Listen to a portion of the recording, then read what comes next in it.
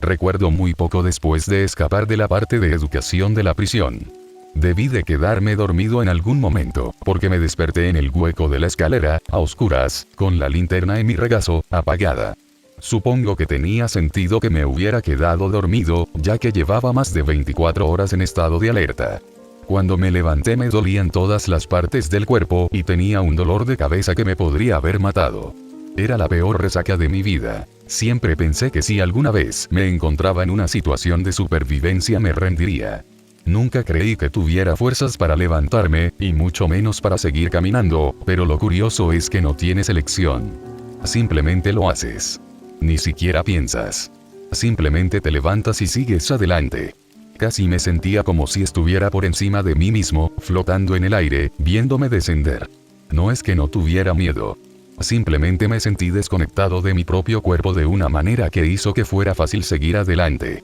Creo que, si no fuera por eso, probablemente me habría acurrucado en esa escalera oscura y habría llorado. La bajada de esas escaleras fue muy larga. Me encontré contemplando ese cartel, educación. Se había sentido extrañamente como un lugar de aprendizaje. Un lugar jodido y psicológico, sin duda, pero en el que se enseñaban y aprendían lecciones. No sé si eso significa que los torturados eran los que aprendían, o los que hacían la tortura, pero sospechaba que ni siquiera había diferencia. No estoy seguro de querer entender algo así, pero, por supuesto, eso hacía que me preguntara qué más había. Cuando por fin encontré la siguiente puerta abierta, mi respuesta fue tan esperada como extrañamente inquietante. Administración, decía el cartel. Tenía un aspecto tan normal que podría haberse confundido con el cartel de una puerta de cualquier prisión normal, donde habría un grupo de oficinistas descontentos que pulsan sus teclados. Dentro, había una pequeña sala de recepción con un escritorio circular y varias puertas detrás. Sentada en el escritorio había una mujer demacrada, medio podrida, vestida con una blusa floreada y una falda lápiz. Un trozo de cristal le atravesaba la mandíbula y le hacía una sonrisa ladeada, y tenía unos ojos empañados con pupilas puntiformes que me recordaban al guardia que me había perseguido y atacado. Al mirar por encima de la mesa vi que el monitor estaba destrozado y que el puño ensangrentado de la mujer agarraba trozos de cristal de la pantalla de una forma que me hizo pensar que se había mutilado la cara. Sobre el escritorio encontré un portapapeles con huellas dactilares ensangrentadas. Decía, figura maldita corriente normal. Figura corriente normal. Normal. Normal. Normal. La semilla que gotea por los odiosos pliegues de los gatos tornasolados me hace daño a mis oídos. Mis orejas. Normal. Figura corriente gato brilla. Figura carne. Figura. Figura. Los presos lo intentan, pero la puta norma corriente. Sigue intentándolo, les digo. Rasgar y desnudar y saborear. Prueben. Saborea todo. Dañen todo. Desgarra la piel y desliza agujas de coser de 1 metro de largo en la carne ampollada. Partir como una fruta madura. Imaginación fructífera. Fructífera. Fructuosa. Frugal corriente. Figura maldita corriente normal. Figura. Figura. Figura. Figura. Figura. Corriente. RIP. Marea. Normal. Normal. Progreso del preso. 8, 10. Satisfactorio. Después de dejarla, me quedé mirando a la recepcionista, inquieta por la forma en que sus ojos seguían abiertos. Incluso le di un empujón con la linterna, preguntándome si estaría viva de alguna manera. Pero cuando la empujé, se cayó de la silla y cayó al suelo con un golpe cadavérico. La rodeé y elegí, al azar, una de las puertas cercanas. Daba a una pequeña oficina con una docena de cubículos con paredes bajas a las que una persona sentada podía asomarse. A simple vista se le habría perdonado que pensara que se trataba de una oficina normal, pero una mirada más atenta reveló vasos llenos de uñas ensangrentadas, manchas de sangre pegajosa bajo las sillas y dedos cortados clavados en algunos de los escritorios. Casi todos los monitores estaban destrozados, excepto uno que estaba cerca del fondo. Tenía un documento de Word abierto en el que se leía Rupert Rapper Ripper Pipers Slippers Slepirer Mierma hermano caldo a caldo ja. Ja. Mi lengua sabe a cobre. Sabe a cobre. Más bien. Ruter. Riter. Diter. Estamos cavando más de lo que podemos masticar. Podemos quedarnos aquí para siempre. Ingresos. 14.000 kilogramos PD, 11.000 mes anterior más 3.000 kilogramos PD administración. 3000 kilogramos PD, 5000 mes anterior menos 2000 kilogramos PD internos. 2000 kilogramos PD, 3000 mes anterior más 1000 kilogramos PD varios. 200 kilogramos PD, 40 mes anterior más 160 kilogramos PD y así sucesivamente, enumerando un sinfín de nombres y números. Después de hacer clic, encontré otro documento abierto. Decía, Kate Paul, director de administración, nota sobre PDL, ver adjunto. Ron de verano a fuego lento. Ron. ¿Me oyes? La reducción de los costes en nuestro departamento ayudó a obtener beneficios. Beneficio. Pródigo. Prodigioso. Prodilicus. Eneldo. Sí. Estuvo bien. Lo hicimos bien. Están muy contentos con nosotros. La única pregunta que queda ahora es, ¿qué hacer con todo el ascensor? Izquierda. Izquierda encima. A la izquierda. Izquierda. Sobre. Ropers. Roper. Ripper. Más bien. Pippers. Pappers. Papá. En aquel momento no sabía muy bien qué pensar de todo aquello, pero sentía una extraña ansiedad. Esta oficina se sentía mucho menos amenazante que el departamento de educación, pero solo parecía más extraña por lo cerca que estaba de la normalidad. Me habría marchado rápidamente si no fuera por la pequeña cantina que había en un rincón. Solo había un fregadero y una máquina de café de otra marca, pero me acerqué corriendo y bebí agua directamente del grifo. Ni siquiera había pensado en mi necesidad de comer o beber, pero al sorber el agua me di cuenta de la sed que tenía, y fue un breve momento de calma en un viaje que, por lo demás, era una locura. Después cometí el error de abrir el congelador para encontrarme con algo horrible pegado a la puerta interior, cubierto de sangre y chorreando efluvios, lo que me hizo saber hasta qué punto estaba la gente que había trabajado aquí. Cerré la puerta de golpe y salí de la oficina, pasando por asientos llenos de chinchetas y teclados en los que las teclas habían sido sustituidas por agujas y, por lo que parecía, muy utilizadas después. Por un momento me quedé de pie junto a la puerta, mirando el mostrador de la recepción, tratando de averiguar qué era diferente, solo para darme cuenta de repente de que el cadáver de la recepcionista había desaparecido. Nervioso, dejé que mis ojos siguieran el rastro de sangre que se deslizaba alrededor del mostrador hasta acercarse a la puerta del despacho que acababa de abandonar. Por un momento me pregunté si alguien había venido a llevarse el cuerpo, me había visto y se había marchado a toda prisa, y mi corazón empezó a acelerarse. Pero la ansiedad fue rápidamente sustituida por la confusión cuando mis ojos siguieron el rastro viscoso hasta la pared vertical y el techo, donde desapareció en una pequeña abertura. Entrecerré los ojos, mirando fijamente a la oscura sombra de la placa del techo desplazada, cuando me di cuenta de que un par de ojos azul pálido me devolvían la mirada. De repente, todo el techo se derrumbó con terrible estrépito, arrastrando todo tipo de cables, polvo y baldosas rotas. Cuando el polvo se asentó, yo ya estaba retrocediendo cuando el rostro retorcido de la recepcionista surgió del montón de pared seca, rota y de la ventilación desplomada, con el polvo blanco pegado a la sangre que resumaba en su cara. Estaba sonriendo y su cabeza giró hasta que su mirada me encontró a mí. El fragmento de cristal seguía clavado en su cara, pero ahora su lengua hinchada se movía por los bordes irregulares, dejando caer gruesos riachuelos de sangre medio coagulada. Tan rápido como me había visto, la mujer levantó las manos y empezó a chillar como una cerda. No esperé ni un segundo más. Escogí una puerta al azar y huí, encontrándome corriendo a través de un laberinto aparentemente infinito de cubículos y escritorios iluminados únicamente por algunas luces fluorescentes en apuros. Las sombras más suaves y los bordes borrosos me hacían daño a los ojos y lo convertían todo en una luz dura y clínica que me hacía ser muy consciente de que no tenía dónde esconderme. Cuando me giré brevemente para mirar por encima del hombro, vi a la mujer arrastrándose por el suelo detrás de mí con los brazos, algo así como una foca, con las piernas y el torso arrastrándose por la alfombra.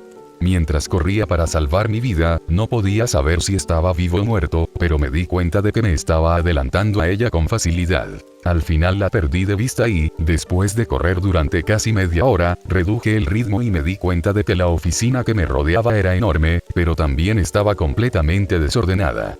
En la mayoría de los escritorios, faltaban las torres de los ordenadores, o las sillas, y muchos parecían inmaculados y claramente sin usar.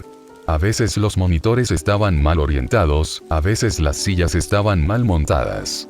De vez en cuando, pasaba por delante de una cubierta con gore o extrañas perversiones, pero era raro. La otra oficina parecía trabajada, aunque por maníacos, pero esta parecía falsa, o no utilizada. Al mirar alrededor, vi que ya no podía ver a la mujer. En ese momento me había parecido inteligente correr alrededor de los cubículos, dando tantas vueltas como pudiera, pero ahora solo significaba que no podía saber si ella estaba a 5 o a 500 metros. Decidí no quedarme quieto demasiado tiempo y, en cambio, seguí caminando a paso ligero. Tuve que ignorar activamente la tentación de acobardarme o esconderme, recordando que la última vez no había funcionado tan bien. Creo que estuve en ese lugar durante unas cuantas horas, pero es difícil de decir. De vez en cuando, oía una especie de extraño sonido de bofetada seguido de un arrastre, y me apresuraba a seguir adelante, pero con la misma frecuencia, caminaba durante lo que parecía una eternidad sin que nada cambiara. Este lugar era tan grande que ni siquiera se podían ver las paredes, y durante algún tiempo me pregunté si se trataba de una especie de paisaje mental extraño. Pero, justo cuando me cuestionaba la realidad, finalmente vi algo totalmente inesperado. Cuando los vi por primera vez, no podía creer lo que veían mis ojos. Habían pasado más de 2 días, o más, no sabría decir, y la visión casi me hizo entrar en histeria. Pero allí, colocadas limpiamente sobre un escritorio como si nada, había un juego de llaves de coche. Esas llaves me trajeron todos los recuerdos de mi época en la superficie y, sobre todo, la lejana esperanza de poder escapar de este lugar. Podría haber llorado ante la idea de ser libre, y cuando cogí las llaves no pude evitar soltar un grito de alivio y alegría. Estaba un paso crítico más cerca de escapar. Pero tampoco había solo llaves. Miré debajo del escritorio y encontré un chaleco amarillo enmarañado y un olor familiar. Parecía una pequeña guarida, escondida y fuera de la vista. Mirando a los cientos y cientos de cubículos, tuve que admitir que era un buen escondite. Me pregunté si lo había hecho el mismo viejo de la obra. Había incluso algunas latas viejas y pan mozo, posiblemente saqueado de la oficina cercana, y, muy al fondo del escritorio y justo fuera de mi alcance, estaba lo que parecía un fajo de papeles. Sopesé los riesgos antes de arrodillarme y alcanzarlos, asegurándome de que no había rastro de la mujer.